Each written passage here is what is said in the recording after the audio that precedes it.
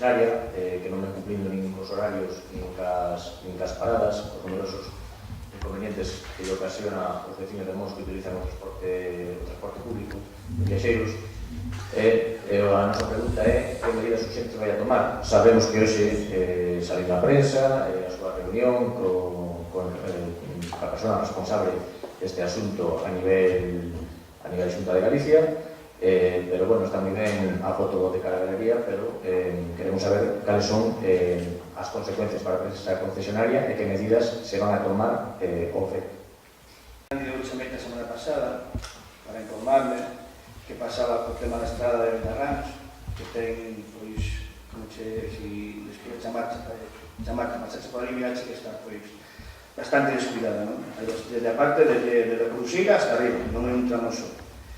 Entón, eu aquí neste prego solicito que se limpe con a máxima habilidade posible toda a Benarrans, o acceso tamén ao Seixo, que está cheo, pois, absolutamente de ervas, e eu, por que leo nos pregos, neste caso o servizo, que se non me equivoco, leo va a ser, dice que ten que limpiar 3 días a semana, baldear unha vez ao mes, e aquí lo leva así, pois, todo grande. Eu pediría que canto antes as condiciones aquelas de la cosa. Bueno, no mes de xullo, este grupo recolleu un elemento e caíu da fachada da ida electoral de Louredo e se entregou a Asociación Cultural Cividade. Nos presentamos un escrito ao mesmo tempo no Concello, xa que é un elemento que consta estar recollido no patrimonio cultural do Concello, e se se fixo algo para ter en conta que non caia o resto dos elementos da fachada, ou se solicitou este elemento a civilidade, xa non se fixo algo respecto a iso. Collémolo, estaba na estrada, como se entregamos a civilidade. Xa, pero digo, a mí nadie nos comunicou nada. Si, estamos en espírito. Si queres, xo remito outra vez, e che digo exactamente o que é, mesmo a propia porta da casa electoral. Despois, outra estaba dirixida a Óscar Soto, creo que foi o día 30, o día 25 de agosto, se publicou na página do Concello, onde o Concello volve a listar as cifras do paro de 2012. E eu me gustaría saber onde salieron estas cifras.